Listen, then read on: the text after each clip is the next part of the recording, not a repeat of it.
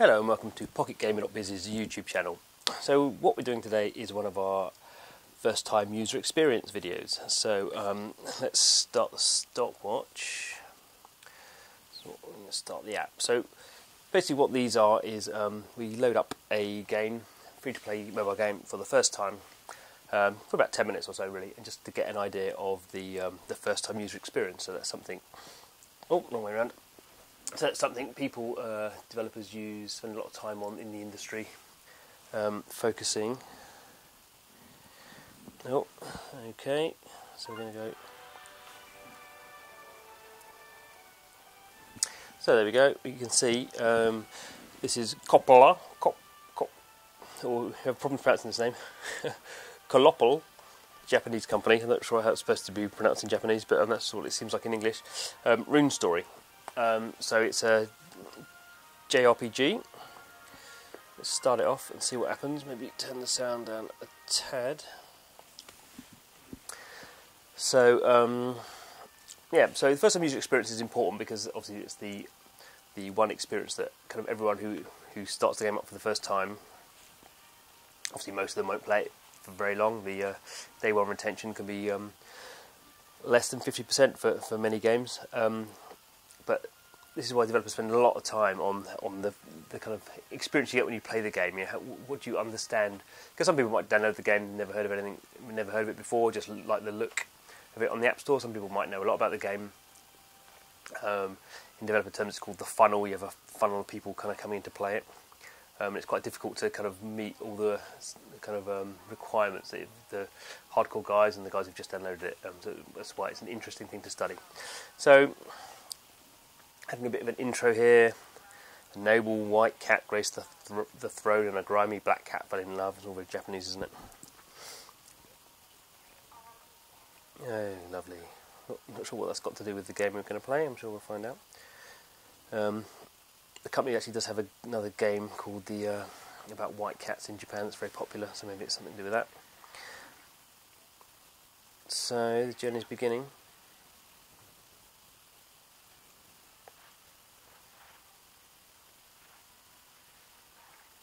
So a Japanese RPG, all the spiky-haired, big-eyed manga type characters seem like they're in full force. So we see here it's downloading a lot of data, so it's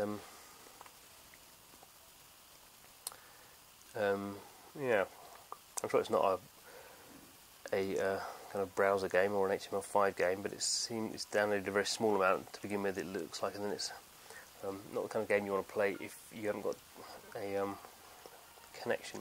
So we're about 3 minutes in now. We've got the first bit of movement.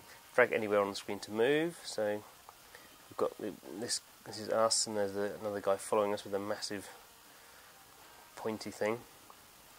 We're going to tap anywhere on the screen to attack. Okay, we're attacking this guy. Oh, yes, he's a bit stronger than us. So we'll get some RPG type stuff here. Got a HP and a SP. And we're collecting gold, and there's these guys over here. So it says tap anywhere on the screen to attack, so there's not particularly a lot of skill going on in my attacking. Let's go and collect, oh no, there's some gold there, it's gone. So arrows is telling me where to go. There's lots of, some developers thinking when it comes to tutorials you shouldn't have arrows, it should be so obvious where you're going that you don't need arrows, but I think it's fair to say that these kind of games are probably attracting a bit more of a core audience, and maybe expect they aren't really offended by having arrows telling them what to do. I've got a special attack, so I'm gonna.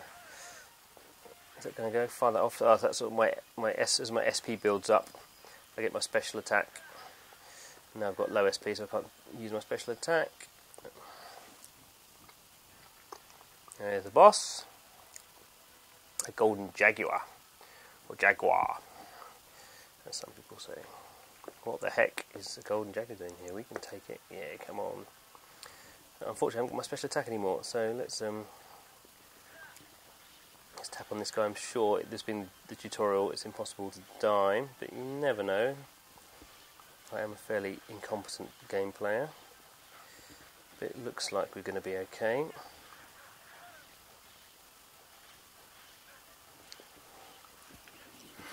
And it looks like he's done. We've done him. There we go.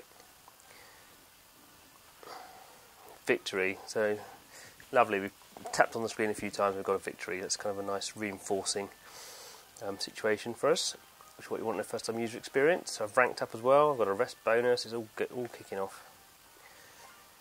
Objective complete. Quest. Yeah, so I'm going to get some achievements, it looks like. I'm downloading some more data.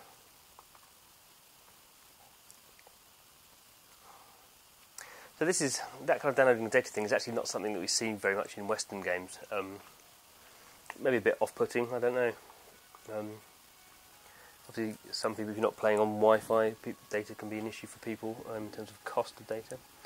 But anyway, I should get a new weapon. Yeah, I should. I've only got a rubbish weapon compared to the other guy. I can go to the shop. It's going to take me into the shop. Obviously, an important part of all free-to-play games is going into a shop, whether it's spending soft currency or hard currency. Excuse me, what's the Annabella saying? So it looks like I'm going to summon something, forge a weapon. It costs 15 jewels to make a new weapon, but I'm going to get one for free, so this is typically what we see in tutorials. So I'm going to press forge, am I? So we get the idea that jewels are going to be like a hard currency that I'm going to use to get items, and normally in these kind of games it would be to summon new characters. Oh no, that's a nice sword, isn't it? Well, not sure how much use it would be in the real world, but we're in a Japanese RPG, so it's all okay. Okay, so that's, what is it? A spectral scepter. You can see all the stats. That's what we expect in JRPGs. You have to upgrade my weapon. I'm going to upgrade my character. I'm going to probably maybe some armor and stuff he's going to be wearing as we go on. So we're going to go into the nearby meadow.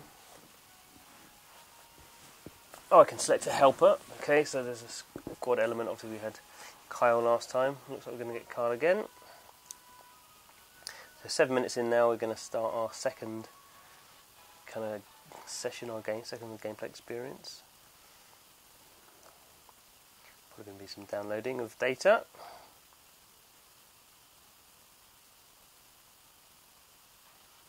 So I mean, you're not waiting long for that to be downloaded, I suppose, although I'm on fairly fast Wi-Fi connection, so maybe that helps. So, usual same things before, smashing these little, whatever they are, cat guys. Doop doop doop. There with my big sword. Oh.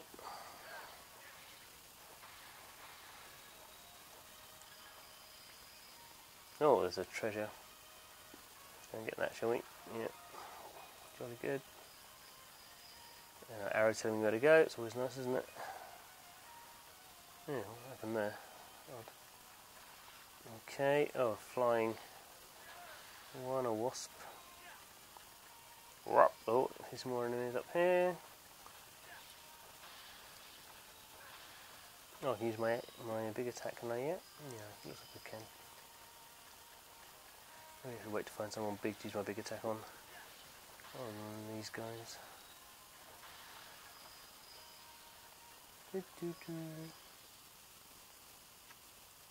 Oh, there we go. Saved it for the big boss, the Minotaur, level 2 Minotaur. Okay, let's... Oh. What happened there? Nothing happened. Got... There we go. Take that, you level 2 Minotaur. Oh, where's he gone?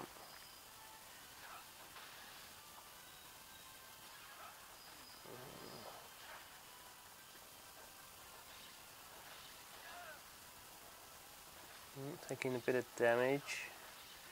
Probably going to do it. There we go. Got a rune. I've got a victory. So 9.5 minutes in now. I've had two successful sessions. I've ranked up. Rank 3. I've obtained some items. It's all good, isn't it? So I guess we haven't really got so far. I mean, the other thing that obviously you have in the first time user experience is you keep a lot of the deeper mechanics of the game, so the metagame stuff is kept from you. So we just, I'm sure the first time user experience of this game in Japan would have been pretty different. So Carl's saying, let's head back to the shop and recruit an ally. But we can see here, I mean, these are blanked out, and we still haven't in this kind of hand-holding situation where we don't really have a lot of control over what we're doing. We're being kind of told what to do, which is how how it should be, obviously. Cost 25 jewels to recruit an ally, but you'll pay for it this time, thanks. So we're going to do a summon. So basically, understanding now, we summoned a weapon before. Now we're going to summon another character. Oh, this mysterious chap. Oh, is he a chap? No, he's not a chap at all. Yeah, okay. 4 stars. So, Alina. And I have 8 jewels. And we're downloading data. And if I... And then, so quests. So slowly we're unlocking these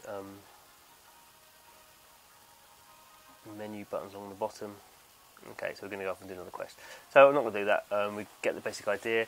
That's pretty smooth, I think. I think people who've played RPGs, people who've played Final Fantasy, that kind of stuff, are starting to get an idea about what's going on with the squad. It's not turn-based, it's real-time, obviously. We can see we've got some rank bonus stuff here. I'm on this island. Probably can't go and do any dual stuff because it wants me to go and do that. But yeah, I think it's a fairly pleasant experience to do that. I guess the only slightly odd thing would be this downloading of data, which may put a certain number of people off. Maybe I presume they've done that to make the initial download as small as possible. But maybe for West audiences that could be a bit bigger. Although in Japan they've got pretty fast internet, so I don't see why that would be an issue. So yeah, so that is Rune Story. Very